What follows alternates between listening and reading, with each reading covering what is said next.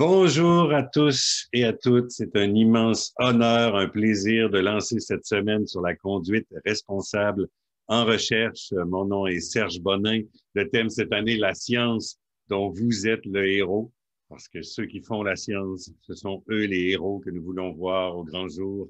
Alors, c'est un webinaire aujourd'hui qui s'intitule Les idéaux de la recherche pour combattre la désinformation. Alors, c'est un grand thème. Nous aurons beaucoup de choses à discuter. Je vous parle un peu du profil des participants de cette semaine de la conduite responsable en recherche. On a eu 334 inscriptions à ce jour. C'est un record pour cet événement. Donc, félicitations à tous pour cette belle curiosité. Félicitations à l'équipe aussi qui a pu faire rayonner cette semaine-là pour avoir autant de participants. Aujourd'hui, on a 193 personnes inscrites dans ce webinaire.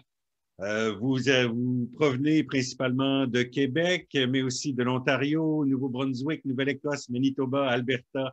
On a même des gens à l'international, en France, au Sénégal, au Togo, au Congo, au Maroc, Jamaïque, Tunisie. Alors, bienvenue à tous. Tout le monde est bienvenu. C'est formidable d'avoir autant de monde qui sont curieux. Alors, beaucoup de professeurs, des étudiants, des agents professionnels de recherche, des conseillers en recherche ou en éthique ou en communication, des gestionnaires. Donc, une belle variété. Je vous signale qu'il y a déjà eu, en semaine préparatoire, des balados, donc des entrevues avec certains de nos invités, avec les préparateurs de la semaine. Je vous invite à les réécouter sur le site de la conduite responsable en recherche. Cette diffusion sera également disponible plus tard sur le site. On n'a pas la date exacte, mais au cours des prochaines semaines, elle sera disponible. Donc, vous pourrez la revoir si vous avez manqué certains moments ou si vous avez besoin de renoter. On va être à peu près 1 heure ensemble. Il y aura seulement les caméras et les micros des invités qui vont rester ouverts. Par contre, vous pouvez poser vos questions par écrit. On a une équipe qui collige les questions, qui les recoupe pour éviter les redondances et qui les achemine. Donc, on pourra les poser à nos invités. Alors aujourd'hui, on parle de quoi? Recherche de la vérité, qu'est-ce que c'est? Ben, c'est une quête, hein, c'est la quête de la science un peu, mais c'est aussi la même quête du côté du journalisme. Entre les deux, il y a aussi le politique qui répond pas toujours aux mêmes impératifs. Et il y a un grand art à maîtriser entre ce qu'est la science et la façon de la communiquer. Évidemment, la dernière année nous a placés devant de grands défis et au nom de l'urgence, tout le monde réclamait des réponses rapides, des réponses justes. Mais la science, on le sait, ne fonctionne pas de façon infaillible. Chacun, elle a besoin, en fait, de son propre rythme. Alors, quelles leçons pouvons-nous en tirer? Est-ce qu'on connaît mieux la science maintenant qu'elle est couverte de façon omniprésente par les médias dans le contexte? Est-ce que le public fait plus confiance à la science ou moins confiance à la science? Comment s'assurer que le processus scientifique soit près de l'exemplarité, qu'il s'approche d'un idéal? On sait que la pression est forte pour trouver des solutions, que les sujets sont complexes, qu'il y a beaucoup d'informations, pas toujours de qualité égale, qu'il y a des intérêts variés. Alors, comment y voir clair? Comment se conduire de façon responsable? C'est des grandes questions. Et évidemment, j'ai avec moi 2 personnes qui sont beaucoup mieux placées que moi pour y répondre. On va lancer la discussion. Alors, avec nous, on a Jean-François Clich, journaliste scientifique au quotidien Le Soleil de Québec. Bonjour, Jean-François. Bonjour. Merci d'être avec nous. C'est un immense honneur. Et merci de l'invitation. On a également Howard New, sous-administrateur en chef de l'Agence de la santé publique du Canada. Bonjour, Monsieur New. Bonjour. Merci infiniment d'être là. Alors, on vous a préparé quand même 3 grandes questions qu'on pourra explorer ensemble. Je vous lance la première et puis je vous laisse un peu faire vos armes. Donc, comment on qualifierait, en fait, comment vous qualifieriez les relations entre la science, les décisions politiques et le journalisme? C'est un peu les 3 grandes sphères qu'on veut toucher. Vous avez chacun votre sphère d'expertise, si on veut, et puis vous avez baigné dedans, évidemment, tout au long de l'année. Alors, comment vous qualifieriez ça, cette relation-là entre ces 3 grandes sphères? Monsieur Clich, d'abord, peut-être. Disons, je vais parler de la science et des médias là, parce que le gouvernement, j'ai jamais couvert le politique, fait que c'est un peu moins mon domaine. Mais c'est une question que je me suis souvent posée. La science est-elle soluble dans les médias? Puis ça dépend, ça dépend pas juste du pH, mais ça dépend un peu de quoi on parle. Très souvent dans les médias, on va procéder par trame narrative. On cherche à on a une trame narrative, une traque, comme on dit en français élégant, déterminée d'avance, puis on va chercher à la prouver. On va chercher à la prouver, elle, parce qu'on sait que c'est, par exemple, ça va être une trame narrative crunchy, là, payante en termes de clics et qui va nous faire Facebooker et tout. Fait qu'on va essayer de chercher à la prouver. Et pour faire ça, et ça, j'ai déjà colligé des stats moi-même là-dessus, on va même aller jusqu'à faire des tris là, vraiment assez agressifs dans les sources. On fait ça collectivement dans les médias, des fois avec un effet assez déformant. Là. On va présenter certaines expertises qui cadrent avec cette trame narrative-là, quitte à ignorer la majorité des scientifiques des fois. Là. Mais donc, on a nos défauts dans les médias, ça c'est sûr et certain. Mais dans l'ensemble, il y a bien des fois où quand même la science est bel et bien soluble dans les médias quand la trame narrative que les médias recherchent, ça donne à être celle qui rallie une majorité de scientifiques, par exemple le réchauffement climatique, des choses comme ça. Ben là, ça va quand même, les deux peuvent faire bon ménage, mais c'est pas parfait. C'est sûr que c'est pas parfait. Est-ce que vous estimez que le journalisme scientifique se porte bien? Est-ce qu'il y a suffisamment de journalistes dits scientifiques et rigoureux qui sont en mesure de bien vérifier les sources? Il y en aura sans doute jamais assez. Mais une question majeure, un point majeur dans votre question, c'est le temps. Là. Le temps et les moyens de prendre le temps de vérifier, avoir cette rigueur-là, marcher un peu plus justement au rythme de la science et moins au rythme des médias, même si pour un journaliste, ça peut être un peu contradictoire.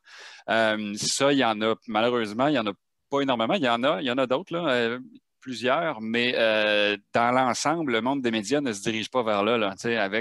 Ça fait des décennies que le rythme du cycle des nouvelles, que les cycles des nouvelles s'accélèrent avec CNN et les réseaux d'information continue d'abord, avec les réseaux sociaux plus récemment.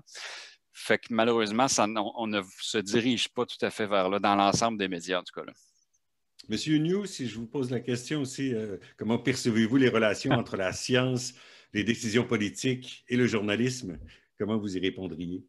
OK. Pour moi, je pense que je peux parler, c'est un triangle important, le lien entre les trois, entre comme dit, les décideurs, les politiciens, les scientifiques et les journalistes. Pour moi, je commence avec les scientifiques, moi aussi comme un médecin hygiéniste.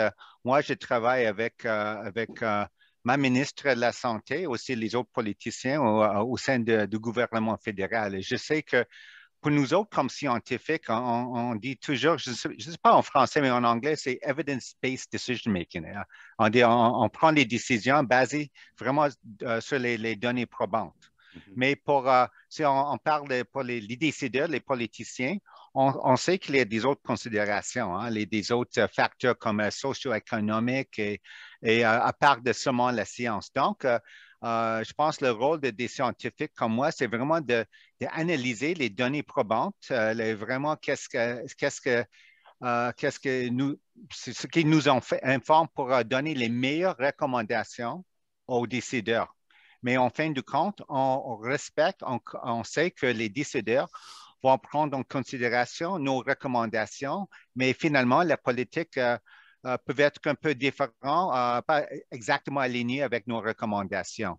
Donc, ça, c'est le lien entre les décideurs et aussi les scientifiques. Pour les journalistes, je pense que c'est très important de, comment dire, diffuser l'information crédible à la population générale. Des fois, c'est difficile parce que c'est la science, des fois, c'est compliqué, c'est complexe. Et c'est aussi important de préciser c'est quoi la différence entre la science et peut-être la perspective des scientifiques et aussi les médecins hygiénistes, peut-être comme moi, et les décideurs.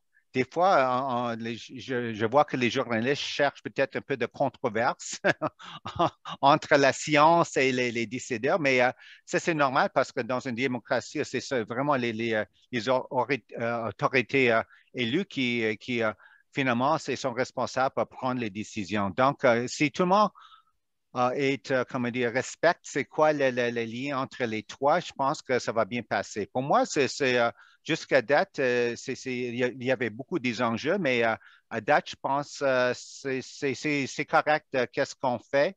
Au sein d'un gouvernement, même ici à l'échelle fédérale, ou même, je pense, dans chaque province et territoire, parce que les recommandations, les conversations entre les scientifiques comme dire, le gouvernement, c'est confidentiel. Et qu'est-ce qui sort avec les journalistes, c'est l'information, ce qui est très important de diffuser à la population générale. Est-ce que vous estimez que ce lien-là entre la science, les politiques, les journalistes a évolué en cours de pandémie? Est-ce qu'il a changé par rapport à ce qui était avant? Oui, je pense que c'est évolué. Je pense que c'est mieux maintenant qu'avant. Je pense que même pour nous autres, les scientifiques, peut-être c'est aussi une réponse pour les autres questions, mais on sait que maintenant, moi, j'ai appris aussi que c'est très important d'être ouvert, transparent et aussi de toujours comme dire, communiquer à la population en général que la science continue à évoluer.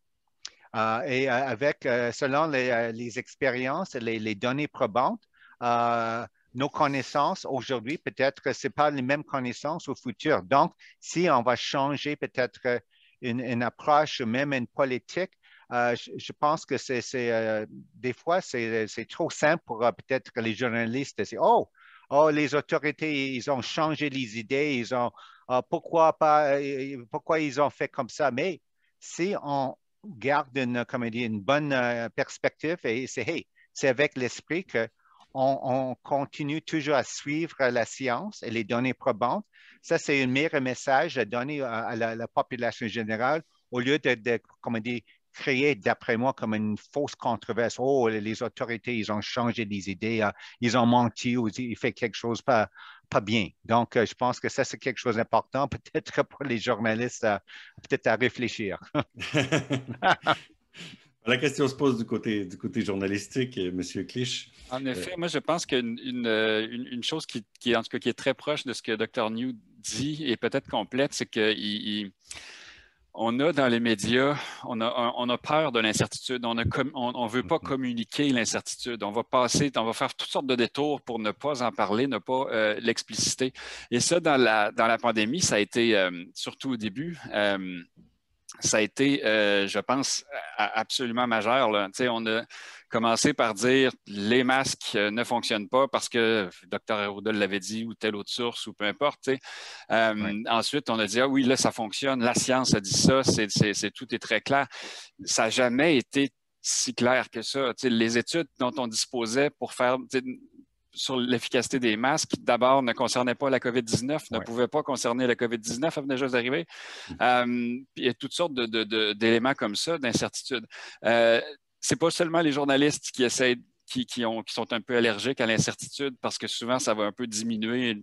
Quand on est moins sûr de ce qu'on avance, ça introduit des nuances, ça va moins faire appel aux émotions, donc on a peur d'être moins cru aussi, ce qui n'est pas vraiment vrai, mais le monde des communications en général, pas seulement dans les médias, mais dans les départements, les services des coms, des universités, des labos, etc., et dans les officines gouvernementales aussi. C'est comme une espèce de règle, on a dit de ne pas mentionner ces incertitudes-là parce que comme ils essayent tout le temps d'avoir un message extrêmement simple et très direct, c'est parce qu'ils m'ont fait. Là, c'est mon interprétation personnelle, mais eux disent que ça fait de la bonne com. Moi, je pense que ça fait juste de la com plus facile à faire. Mais ce qui n'est pas toujours la même chose. Mais cette allergie à l'incertitude-là a créé ce dont ce dont Dr. New parle, je pense, parce que si, dès le départ, on avait communiqué l'incertitude qu'il y avait autour des données, ben, personne n'aurait eu l'air de changer d'idée parce que de toute façon, ce n'était pas vraiment le cas. Là, la science n'avait pas changé d'idée, les gouvernements non plus. C'est juste que cette science-là était incertaine et était en train d'évoluer. Est-ce que vous avez l'impression que la population fait confiance à la science? Est-ce que cette confiance-là a augmenté avec la pandémie ou a diminué? Monsieur New, je vous lance la question. Moi, d'après moi, je pense que la population en général continue d'avoir beaucoup de confiance dans comme les méthodes scientifiques à la science en général. Donc, je pense que si on peut montrer à la population en général que voici les derniers, les données probantes à jour avec les expériences, peut-être même pas seulement ici au Canada, au Québec, mais à travers le monde. On voit que c'est quoi les résultats, les conséquences si on fait quelque chose ou on ne fait pas quelque chose dans les autres pays. Donc, je pense que c'est un bon exemple avec les masques, le porte-masque. Et c'est sûr parce qu'au début, même moi aussi, on a pensé beaucoup de scientifiques que peut-être la mode de transmission de la COVID-19, c'est un peu comme les autres maladies respiratoires infectieuses comme la grippe, c'est les gouttelettes. OK, bon, c'est OK, on prend les précautions selon les connaissances pour la grippe, les autres maladies comme ça. Mais maintenant, avec les expériences, on a vu même, je pense que c'est l'expérience avec le Diamond Princess au Japon et la croisière, les autres expériences, c'est wow, c'est beaucoup peut-être plus transmissible. Et maintenant, je pense que la plupart des scientifiques sont d'accord que oui, il y a beaucoup, toute une gamme des gouttelettes, les grandes gouttelettes et petits gouttelettes comme des aérosols et c'est peut-être beaucoup plus transmissible et c'est pourquoi c'est très important aussi le port du masque, mais aussi garder la distance physique, aussi pas de rester trop longtemps dans les espaces clos à l'intérieur, tout ça. Donc, je pense que c'est un bon exemple que on a une certaine comme un niveau de connaissances au début et maintenant on a beaucoup plus des expériences et des connaissances comparé avant. Merci. Donc, les connaissances évoluent et la science transmet cette évolution-là aussi. Monsieur Clich, en tant que journaliste, ça ne doit pas toujours être facile de naviguer dans la science parce que c'est assez complexe des fois des études scientifiques. Il y a plusieurs données, méthodologies qui sont différentes. Comment on fait pour naviguer là-dedans dans cette matière complexe qu'est la science pour essayer de produire quelque chose de crédible et d'honnête comme papier?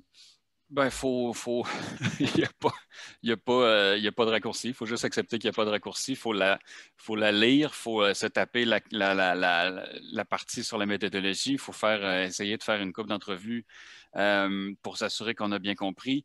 Et peut-être d'abord et avant tout, ne pas tomber dans le piège de l'étude unique, là. C'est-à-dire que une étude, c'est juste une étude. Donc, faut que ce soit reproduit. Il faut que les résultats puissent être reproduits pour être considérés comme vraiment solides, etc. Donc, c'est ça, faut juste prendre le temps de le faire. C'est long, puis ça demande certaines connaissances techniques, puis des bases en statistiques, etc., qui s'acquièrent au fil du temps ou en tout cas à l'école. Mais c'est ça, c'est pas sorcier. Parce Oui. qu'il y a quand même, c'est le défi dont vous parliez tout à l'heure. Hein. Les gens disent, j'ai pas beaucoup de temps, hein, j'ai 2, 3 minutes, serre-moi ça rapidement pour que ce soit digeste, mais là, il n'y a plus de place pour les nuances. Comment on fait pour faire la balance entre les deux, en fait? La balance entre les deux, c'est que c'est un point que j'allais mentionner. Il n'y a pas vraiment de balance à faire entre les deux. Il y a comme un saut un saut de la foi à faire, par exemple, du côté des médias, parce que les médias généralistes en particulier ont peur de la complexité, peur de la science, ont peur que ça va ennuyer les gens, ont peur qu'ils comprendront pas, etc. Et à cause de ça, ben, on évite les sujets plus compliqués, on va éviter les complexités aussi qu'il y a, puis le détail concret. Mais c'est une erreur, je pense, quand on veut communiquer la science, parce que le fun qu'il y a dans la science, c'est le plaisir de comprendre.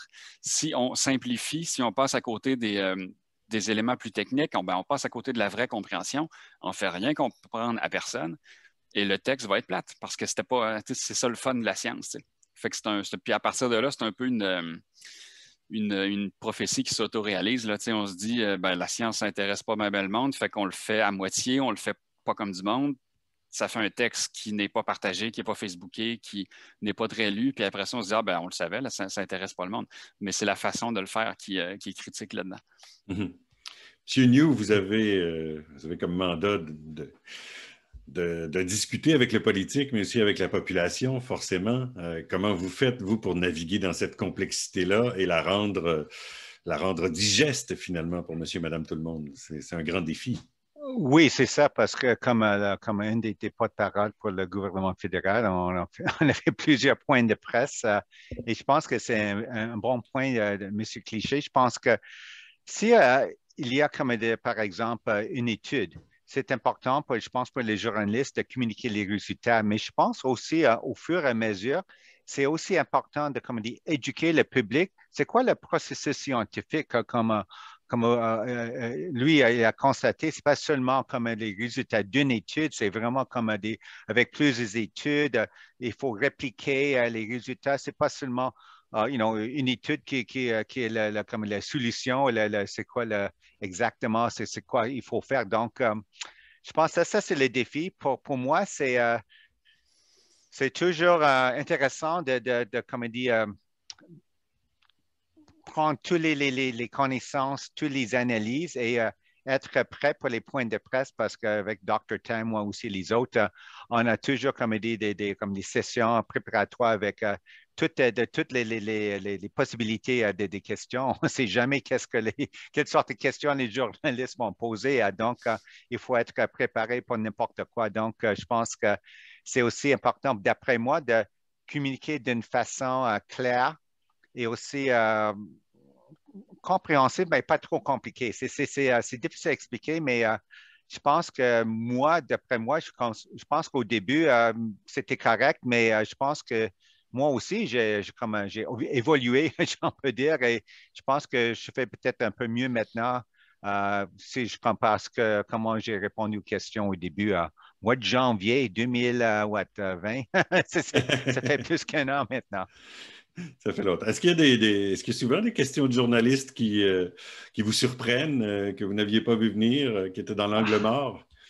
Euh, ouais, c'est intéressant parce que je peux dire ici avec cette science, moi, je suis comme dit, très sensibilisé aux enjeux, qu'est-ce qui se passe au Québec. Et je peux dire, hey, j'apprécie, c'est vraiment comme on peut dire une société distincte au Canada parce que les préoccupations, les enjeux au Québec, c'est pas nécessairement pareil comparé, comme on dit, au reste du Canada. Donc, Mhm. il faut être, moi, je dois être toujours au courant qu'est-ce qui se passe au Québec, c'est quoi les enjeux, peut-être les préoccupations de la population ici au Québec. Parce que des fois, plus on me pose des questions en français concernant c'est quoi mon avis du Québec. Et pour moi, je sais, hey, je respecte toujours ce qu'on fait ici au Québec avec les autorités sanitaires parce que c'est eux, c'est pas moi qui en sont comme dit, sur le terrain qui connaissent mieux c'est quoi le contexte, l'épidémiologie, c'est quoi vraiment les réalités, qu'est-ce qui se passe, même pas seulement à l'échelle de la province, mais aussi à Montréal, c'est complètement différent. Peut-être comparé à l'Estrie ou à Lac-Saint-Jean-Saguenay. Donc, je pense que c'est toujours important de, comme on dit, supporter, si je peux dire, qu'est-ce qu'on fait ici à travers les pays. Parce que je pense que si je parle de la perspective de la santé publique, tous les médecins hygiénistes que je parle souvent avec Dr. Arruda, aussi avec les autres homologues des provinces et territoires, on a des réunions, des téléconférences comme 3 fois par semaine.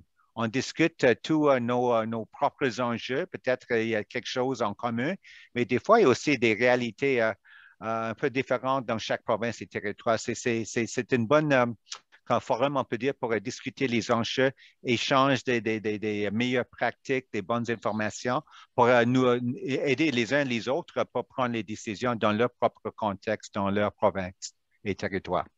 Et vous sentez qu'il y a une homogénéité entre les autres provinces versus le Québec? Il y a quand même Non, cette non, non, différence-là? non. Non, je parle des préoccupations peut-être pour la population générale. OK. Mais je pense qu'on parle seulement de la communauté de la santé publique. On est tous sur la même page concernant, comme on dit, les données probantes, c'est quoi l'état de la science. Mais je parle des fois, parce qu'on me pose des fois des questions, C'est wow. Au Québec, on a pensé de faire ça, le gouvernement du Québec. Qu'est-ce que vous pensez, Dr. New? C'est wow, OK, c'est pas vraiment pour moi pour commenter, passer des commentaires pour les décisions prises par le gouvernement du Québec, mais au moins, je peux donner comme il dit, une avis. OK, je pense que c'est basé sur les données probantes. Je suis sûr que Dr. Ruda et les autres autorités de la santé publique, ils ont donné leurs meilleures recommandations aux décideurs, le premier ministre Legault, et puis finalement, le gouvernement du Québec a pris une certaine décision. C'est ça,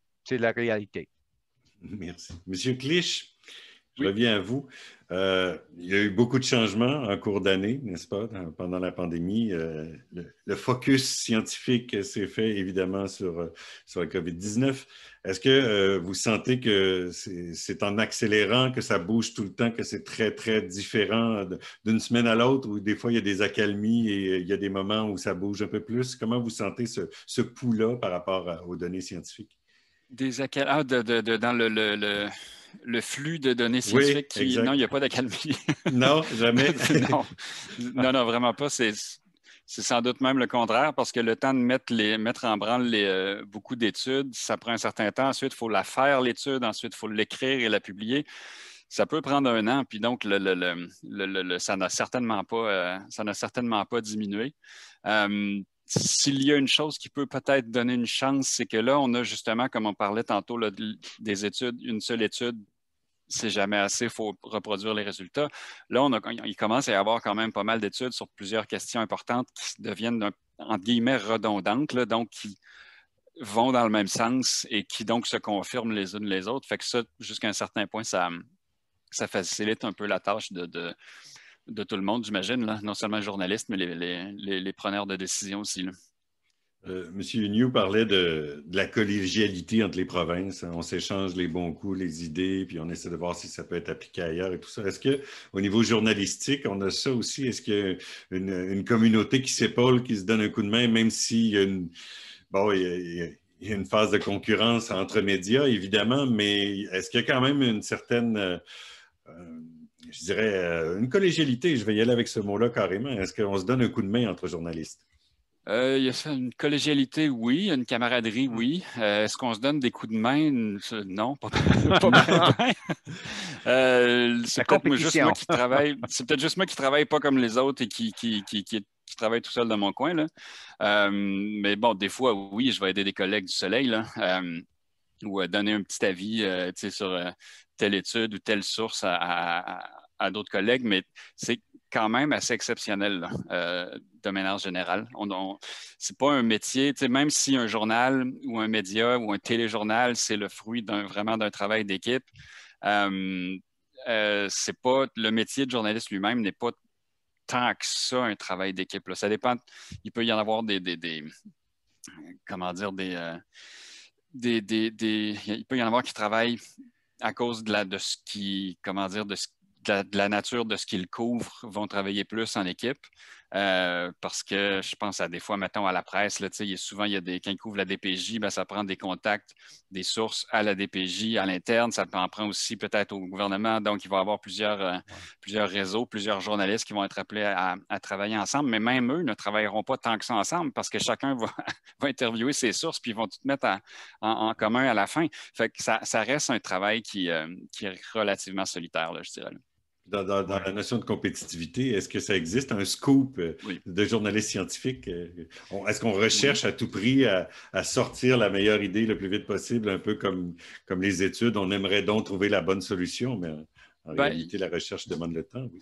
Il y a de ça, certainement. Là. Il y a une compétition entre les médias et entre les journalistes. Il y a certainement de ça. Il demeure quand même possible de sortir des scoops, là, même en prenant son temps, là. Des fois, c'est en prenant notre temps que ces scoops-là vont finir par arriver.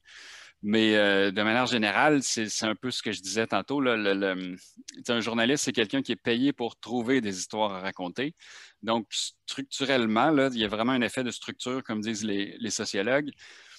Un journaliste, ça va orienter le jugement des journalistes en faveur de les éléments qui vont justifier qu'on parle de quelque chose, qui vont donner l'air à ce quelque chose-là d'être très gros ou très menaçant ou des trucs comme ça. Puis les éléments ou les sources qui viennent contredire ça, inconsciemment et collectivement, on va les mettre de côté, là, carrément, là, très souvent. Là. Bon, il y a plusieurs exemples de ça, mais donc pour répondre à votre question, c'est ça.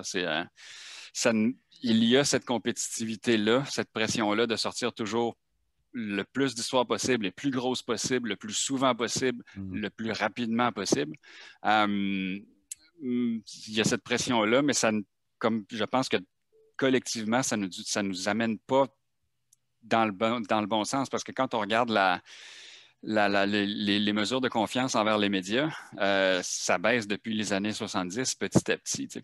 Fait qu'il doit y avoir quelque chose là-dedans, en tout cas c'est la lecture que j'en fais, qui vient de notre façon de travailler et qu'on va éventuellement de gros de force devoir changer un jour, je pense. Donc, pour se coller un peu plus aux façons de travailler de la science, parce que justement, comme Dr. New le disait, et je vois la même chose aussi dans différents sondages, le niveau de confiance envers la science demeure très élevé et constant. T'sais. Fait je pense qu'il y a des leçons pour les médias là-dedans. Et on mentionnait en pré-entrevue, vous disiez le fait de dire, de se tromper, apporte une crédibilité à long terme aussi. Le fait de pouvoir avouer ses erreurs publiquement, puis de dire, ben, j'étais pas tout à fait exact dans mon dernier papier. Là. Effectivement, et c'est une chose à laquelle les médias ne sont pas tous particulièrement bons. Là, je ne veux pas mettre tout le monde dans le même panier. D'un média à l'autre, ça change au sein d'un même média. D'un journaliste à l'autre, il peut y avoir différents degrés de ces choses-là. Mais je dirais que combien de fois j'ai vu ce qu'on croyait être un gros scoop paraître en page 1. Finalement, le journaliste s'était trompé et l'erratum va être publié dans une petite brève en page 14, dans le bas de la page, puis on enterre ça, puis on essaye on fait comme si de rien n'était un peu après. Dans les médias, les journalistes ne sont pas très bons pour se corriger. Je pense que ça contribue au problème de confiance qu'on a. Parce que quand on admet ses erreurs, il faut se piler sur l'orgueil, ça fait mal, surtout quand c'est à 50, 100 000 exemplaires. C'est particulièrement douloureux. Mais personnellement, je le vois aussi comme une occasion, là, même si c'est sûr que quand ton métier est d'informer, tu ne peux pas te tromper souvent, là, mais quand ça arrive, moi, je le vois comme une occasion de montrer que je suis digne de confiance. T'sais. Regardez, là, je fais passer l'information avant mon ego, avant mon orgueil, avant mes apparences. Et regardez comme je suis digne de confiance, je me corrige. Je le prends plus comme ça, personnellement. On bascule sur la dernière question. Il y a un avant COVID et maintenant un après, peut-être, on souhaite un après COVID qui viendra. Quelle leçon retenez-vous de la dernière année pour nous permettre de fournir une information qui est complexe mais compréhensible par le grand public? Donc, qu'est-ce que vous avez appris dans votre cheminement, dans votre expertise, chacun de votre côté, pour cheminer à travers je dirais, cette épreuve, ce défi de l'humanité, Monsieur New? Wow, OK, il y a beaucoup de leçons apprises. Pour moi, peut-être trois. Première leçon, c'est toujours, je pense, important de rester, comment dire, humble et aussi ouvert et transparent. Et si on ne sait pas c'est quoi la bonne réponse, il faut admettre, on ne sait pas maintenant à jour, mais on continue à travailler pour comment dire, ramasser, pour analyser les données probantes. Je pense qu'on ne peut jamais être trop définitif. Oh, il faut absolument, c'est pas nécessaire de porter un masque. Non, avec les données probantes à date, peut-être on n'a pas assez de données probantes pour peut-être recommander quelque chose, mais on continue à étudier l'enjeu. Et c'est sûr, peut-être avec les connaissances plus tard, peut-être c'est nécessaire, peut-être modifier, ajuster les recommandations et les orientations. Ça, c'est numéro un. Je pense que c'est important de répéter le message. Et je pense que moi, les autres, on est peu tannés on fait des trois choses. Porter le port de masque, la distanciation physique, lavage des mains. On continue à répéter le message parce que c'est difficile pour, comment dire, continuer à encourager, pour renforcer, c'est quoi les bonnes précautions pratiques individuelles. Il faut continuer parce que maintenant, avec le déploiement des vaccins, je pense que pour beaucoup de personnes, je pense que hey, c'est fini, c'est terminé, je peux seulement attendre que le vaccin, je peux faire ce que je veux faire. Mais non, c'est pas ça. Il faut continuer avec les mesures de santé publique parce que maintenant, la majorité, je pense, de la population, on n'est pas encore comme dit, immunisé ou vacciné au moins pas contre la COVID-19. Donc, ça, c'est important. Les répétitions, les messages, toujours être comme cohérentes et continues, pas seulement moi, mais aussi avec les autres médecins hygiénistes et les autres scientifiques. Et une autre chose que j'ai appris aussi, aussi avec mes enfants, il faut communiquer aussi avec des moyens, des méthodes de communication différents. Moi, avec Dr. Tam, on fait toujours presque 2, 3 fois par semaine les points de presse à la télévision. Mais pour les jeunes, les autres, comme des groupes d'âge, comme mes enfants, les jeunes, ils ne regardent pas la télévision. Ils utilisent les autres moyens, les réseaux sociaux comme le YouTube et les autres moyens. Donc, il faut utiliser plusieurs plateformes, on peut dire, pour communiquer les messages clés importants pour la population. Donc, je pense que ça, c'est parmi les leçons pour moi que j'ai appris pendant l'année passée. Et est-ce qu'il y a des choses qui, une fois la pandémie derrière nous, une fois que la science ne sera pas autant à l'avant-plan, est-ce qu'il y a quand même des choses qui vous restent utiles, qui vont vous rester utiles pour la suite? Euh, oui, je pense que je suis maintenant moins gêné d'être devant les caméras, mais je pense que pour communication de risque, je pense que c'est toujours important de je sais pas c'est quoi ça, même en anglais, c'est comme on ne veut pas trop simplifier parce que je pense que la population en général est intelligente. Il ne faut pas comme dire trop vulgariser, mais aussi c'est qu'il y a un équilibre entre donner les messages importants clés selon les données probantes. Parce que, comme j'avais déjà constaté, je pense que la population en général apprécie et je pense qu'ils ont comme une soif pour la science, aussi les données probantes. Si on peut donner comme les bonnes informations crédibles, basées sur les données probantes, par exemple, quand on expliquait pourquoi peut-être les aérosols, les gouttelettes très petites sont peut-être importants pour le mode de transmission et c'est pourquoi, grâce à ça, les connaissances importantes avec le port du masque, la population va comprendre, ça c'est une bonne idée, je comprends, la science, c'est quoi, c'est basé sur les données probantes, on va faire. Donc, je pense qu'il faut continuer comme dire, travailler avec cette attitude, cette perspective. Merci, M. Clé. Je vous pose la même question d'un point de vue journalistique. Qu'est-ce que la pandémie vous a appris ou a appris dans votre milieu peut-être aussi, là, vous personnellement, mais aussi l'entourage? Ben, disons, les leçons que je tire de la pandémie, personnellement, j'ai comme continué à faire du journalisme scientifique comme je le faisais avant. Fait que c'est peut-être plus certains, dans l'ensemble, c'est plus une confirmation que personnellement j'ai eue qu'il faut vraiment, c'est la bonne façon de travailler, c'est ça, c'est se mettre le nez dedans, vraiment multiplier les lectures et tout. Personnellement, il y a peut-être certains ajustements que je vais avoir fait dans ma façon d'expliquer, là. En particulier le fait que, comme on en parlait tantôt, l'incertitude. Quand il y a une incertitude, je l'amène avant maintenant. Là, je mets plus d'emphase dessus. Mais dans l'ensemble, c'est peut-être moins une leçon qu'un espoir que j'ai là, que cette pandémie-là va avoir fait réaliser à l'industrie des médias. À quel point c'est important de le faire, de prendre le temps de le faire, d'expliquer les choses pour vrai, de ne pas passer à côté de la complexité parce que c'est la vraie compréhension, elle est là. La vraie information, souvent, on dit que notre travail, c'est d'informer, mais la vraie information, souvent, elle est dans cette complexité-là, dans cette vraie compréhension-là. Donc, c'est l'espoir que ça va avoir démontré à mes collègues l'importance de le faire. D'après ce que je vois autour de moi, Il y en a qui effectivement, en sont convaincus. Pour lire ce que certains autres font dans leurs articles avec les données, ce ne sont pas tous mes collègues qui l'ont compris encore. Demandez-moi pas de nom, je ne vous en donnerai pas. Mais donc, c'est ça. C'est l'espoir que j'ai qu'il puisse rester quelque chose, là, la réalisation à quel point que c'est important de faire ça. Là.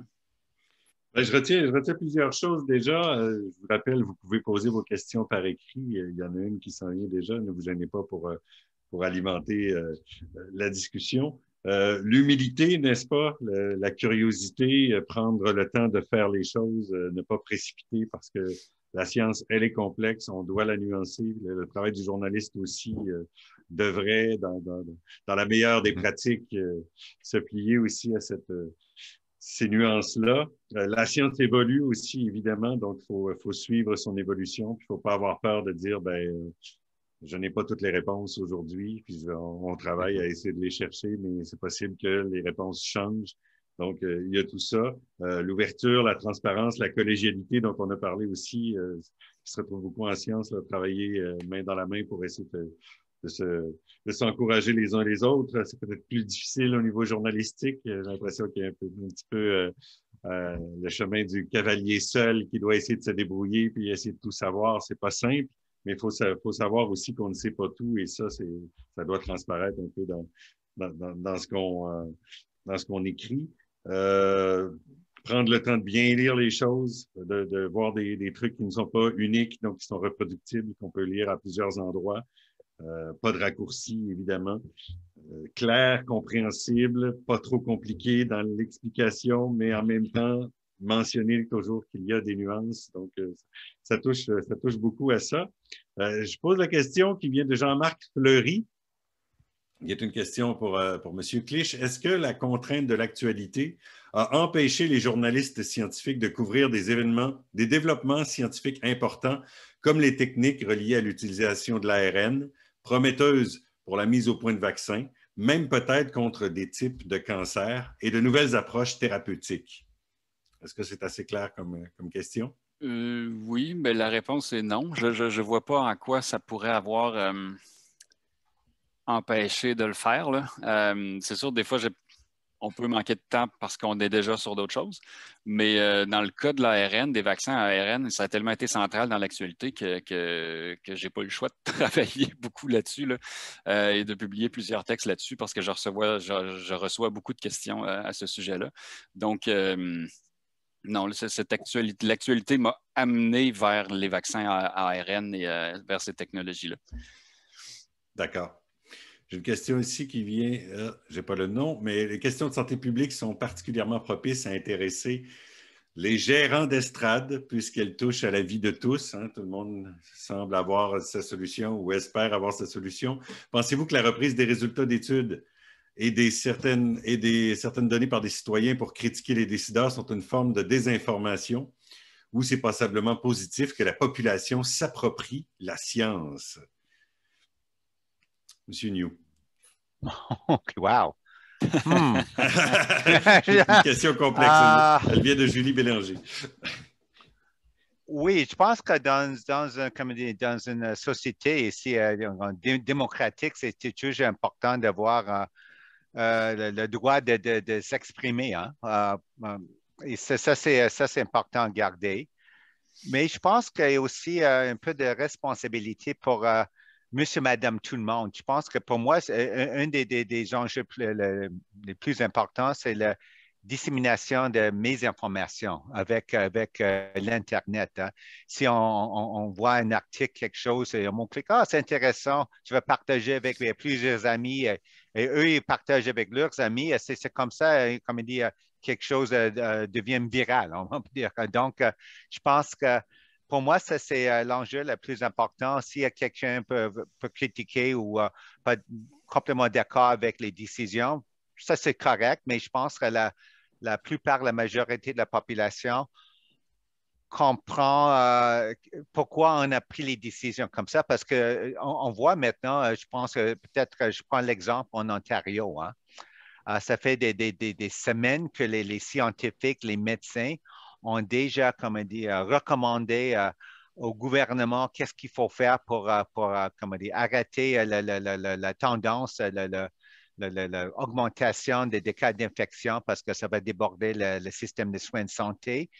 Et d'après moi, je pense que tout le monde peut je pense que euh, dire maintenant que, wow, je pense que peut-être c'est trop lent, les décisions prises pour peut-être les mesures de santé publique, les restrictions. On voit qu'est-ce qui se passe actuellement hein, avec les hôpitaux, tout ça dans les hôpitaux en Ontario. Donc, je pense que oui, c'est toujours important.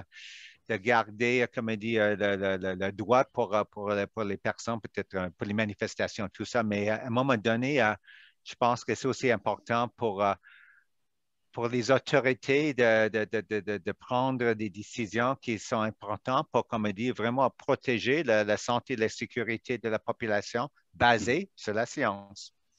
Et, personnellement, moi, je pense que c'est dans l'ensemble, c'est une bonne chose, même si ça peut être une arme à double tranchant. Je pense que c'est une bonne chose qu'il y ait beaucoup de monde qui s'intéresse à la science, qui tente de se l'approprier, parce que c'est un indicateur d'intérêt pour la science et de curiosité. Intérêt qui, de ce que je vois depuis des années, a très longtemps été sous-estimé par les médias. Mais je pense aussi que c'est une bonne chose dans l'ensemble parce que une chose que j'ai réalisée peut-être un peu plus à cause de la pandémie, c'est que oui, il y a de la désinformation. Ceux qui la proposent, ceux qui la poussent le plus fort vont être très bruyants. Mais ce n'est pas énormément de monde là, qui pense que le vaccin va nous faire pogner le 5G. Puis ils sont bruyants, oui. C'est spectaculaire comme croyance. C'est un peu pour ça d'ailleurs qu'on en parle dans les médias, mais ça ne concerne pas tant de gens que ça. Il y a un bon 80% de la population, et sans doute plus, là, qui rejettent ces thèses-là conspirationnistes et farfelues. Et ceux qui adhèrent, ils n'y adhèrent pas tous, comme ils ne sont pas tous hardcore. Il y en a qui se gardent peut-être que le virus a été mis au point dans un laboratoire chinois. Il y en a pas mal qui se gardent ça dans une sous forme de question ou à laquelle peut-être qu'ils s'accrochent de façon un peu irrationnelle, mais ça reste c'est pas très dommageable. C'est une question, c'est des doutes qu'il soulève. Fait que dans l'ensemble, moi, je trouve que c'est une excellente chose, là, même si effectivement, ça peut mener, surtout à l'ère d'Internet, ça peut mener à de la désinformation qui peut faire un certain millage, mais je pense pas que ces thèses-là convainquent grand monde et fassent tant de dommages que ça. Là. Ceux qui y adhèrent étaient déjà prédisposés à croire à ça. Ceux qui ne l'étaient pas n'y croiront pas plus, même s'ils sont plus exposés à ces thèses-là. On est encore dans la curiosité, l'ouverture, c'est bien, mais il ne faut pas non plus nier les choses qui peuvent être un peu plus évidentes. Question qui vient, est-ce que les journalistes scientifiques ont toute l'expertise requise pour bien interpréter la science? Jamais. C'est pour ça qu'il faut essayer de faire c'est pour ça qu'il faut essayer de faire des entrevues aussi autant que possible là, pour s'assurer qu'on a bien compris. Au moins, soit faire des entrevues ou au moins se trouver là, 2-3 sources écrites qui font le tour de la littérature scientifique et qui vont aller dans le même sens sur cette question-là. Ça peut faire l'affaire aussi, là. Mais il faut. C'est ça, faut essayer faut faire ses devoirs et des fois faire ses devoirs, ça implique de poser une question au prof. Donc, il y a plusieurs profs disponibles, c'est déjà bien. Ouais. Une question intéressante ici qui vient de Christelle. La science propose des recommandations aux politiques pour les aider dans leur prise de décision. Ouais. Donc, la science soutient le politique.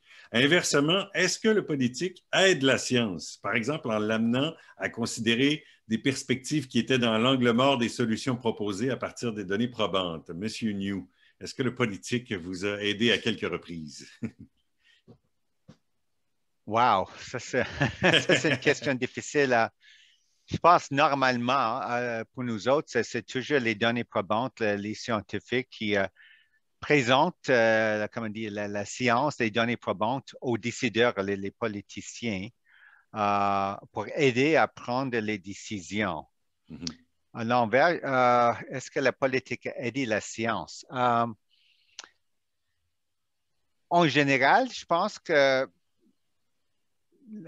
ça dépend peut-être du gouvernement dans chaque province et territoire. On sait maintenant, on peut voir actuellement dans chaque province et territoire, euh, il y a peut-être quelques différences avec les décisions prises à date, je peux dire. Donc, je pense que la base des sciences, c'est pareil partout, mais comment les décideurs ont accepté, considérer les données probantes avant de prendre les décisions. Ça, c'est comme des responsabilités comme des gouvernements élus. Donc, c'est difficile pour moi de dire, OK, est-ce que la politique ou le gouvernement supporte la science? Je pense que je peux seulement parler pour moi-même. Je pense ici, je travaille pour le gouvernement fédéral et je peux dire ici que oui, on est, comme dit, bien supporté. On donne, Dr. Tam et moi, on donne nos meilleures recommandations au gouvernement et on voit qu'est-ce qui se passe avec la politique du gouvernement fédéral. Je ne peux pas parler pour les autres gouvernements des provinces et territoires, mais je pense en général, ce que je vois, c'est qu'il y a des différences, mais en général, je pense que les politiciens dans chaque province et territoire sont ouverts à la science et les données probantes.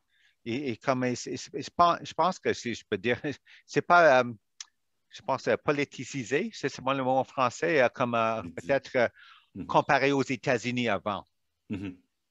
C'est la seule chose que je peux dire maintenant. Monsieur Clich, j'ai un peu la même question du point de vue journalistique. Est-ce que vous pensez que ça arrive des fois que les journalistes peuvent influencer peut-être les décisions politiques, peut-être le déroulement de la science ou au moins la façon de la divulguer? Pensez-vous que avez-vous un exemple qui pourrait illustrer ça? Non, malheureusement. Non? Mais ce que Dr. New me disait me faisait penser à une sorte de travers que j'ai vu plusieurs fois dans les médias, mais sur les réseaux sociaux de manière générale aussi, là, chez beaucoup de commentateurs qui vont dire aussitôt qu'une d'habitude, c'est quand une décision ne fait pas leur affaire qu'ils vont dire tel gouvernement n'a pas suivi les évidences scientifiques qui pourtant sont très claires. Et on a tendance, tant dans les médias qu'un peu tout le monde, à tout simplifier. C'est sûr que si on regarde tout ça uniquement du point de vue du virus, tout est super simple. Les décisions sont faciles à prendre, mais c'est pas juste un virus qu'on gère, c'est une société, c'est complexe et tout. Il y a toutes sortes de facettes dont Dr. New parlait, mais même ces données probantes-là, fournir des données. Les données probantes ne prennent pas les décisions elles-mêmes. Elles peuvent éclairer les décisions, mais éclairer une décision puis prendre la décision, ce sont deux choses différentes. Si je peux vous trouver une pile d'études qui montrent, en tout cas qui suggèrent assez fortement que du moins avant les variants, les enfants et les écoles ne semblaient vraiment pas être un moteur important de l'épidémie. Ça veut-tu dire qu'on peut les laisser ouvertes et qu'on n'a plus à se poser de questions? Ben non, à un moment donné, il peut arriver, il y a toujours eu un certain degré de transmission dans les écoles. Et à un moment donné, un gouvernement sur son territoire peut atteindre un tel niveau d'épidémie et de contagion que son système de santé est vraiment à la limite de craquer, là, sur le point de craquer. Et donc, il va falloir endiguer, annuler toutes les sources de contagion possibles et imaginables. Et à ce moment-là, ben, peut-être que la décision, c'est de fermer les écoles, même s'il y a plein d'études qui montrent que ça ne joue pas un rôle particulier. Tu sais.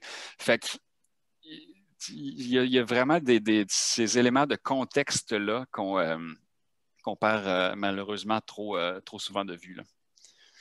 Oui, c'est Dr. New. Peut-être tu peux ajouter pour moi, je suis complètement d'accord avec M. Clich parce que pour moi, pour les gouvernements, je pense que c'est toujours un enjeu, une question de tolérance des risques et gestion des risques.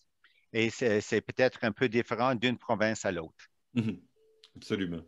Est-ce qu'il y a des résultats atypiques ou nouveaux qui retiennent davantage l'attention? Est-ce que vous recherchez ça à travers les différentes recherches? Oh, il y a quelque chose qu'on n'avait jamais vu qui vient de sortir. Est-ce que ça attire davantage l'attention des directions de la santé publique, M. New?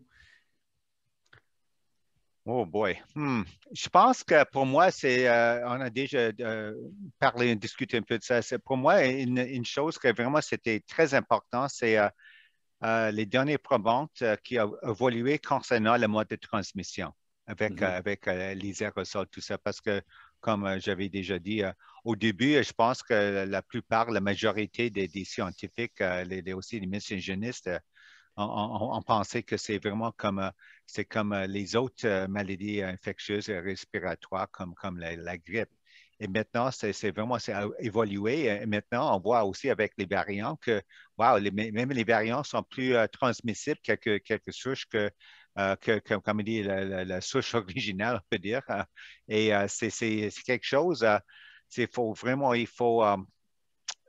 comme on dit, faut être vraiment, il faut continuer à être prudent parce que oui, on continue avec le déploiement des vaccins, mais on voit qu'est-ce qui se passe actuellement hein, avec la transmission communautaire dans plusieurs régions du pays.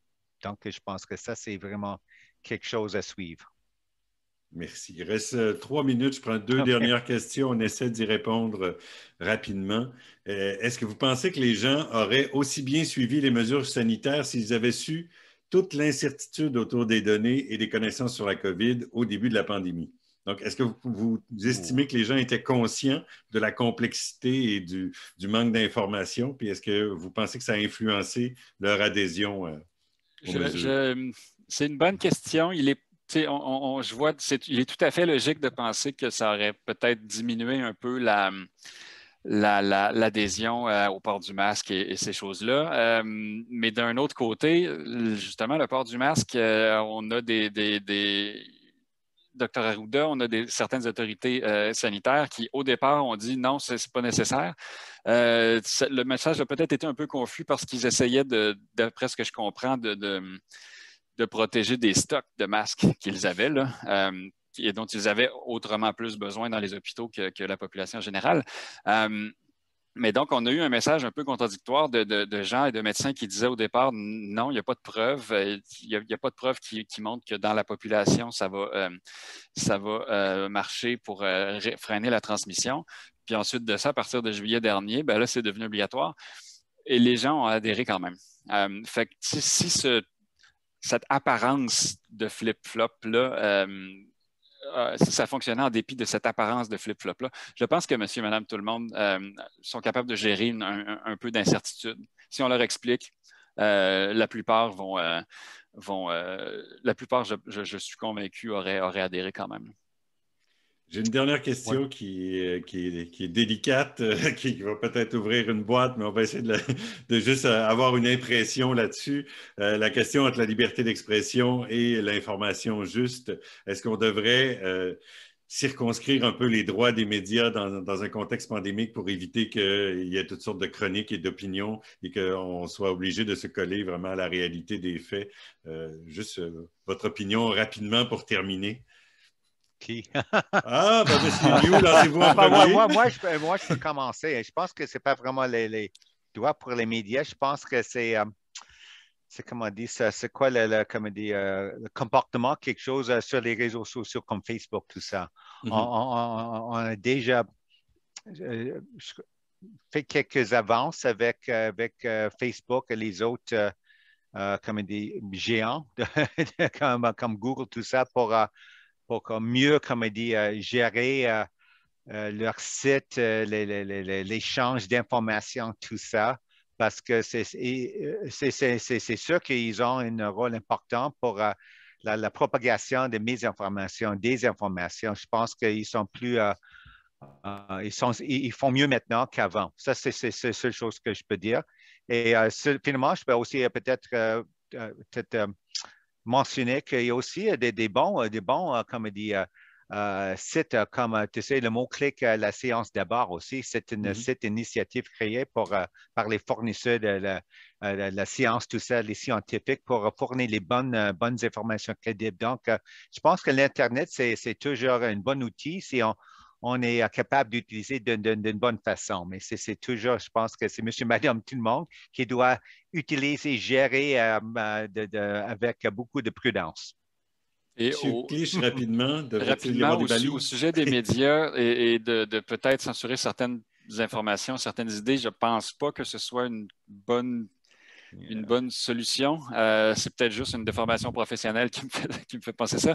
Mais je pense, par contre, et là, je pense que je vais rejoindre la dame, un problème. En tout cas, je pense qu'un problème dans ce métier-là, c'est que les journalistes ne rendent à peu près jamais de compte à personne.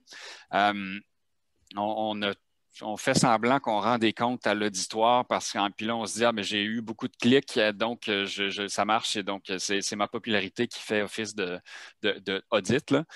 Mais ça marche pas, là.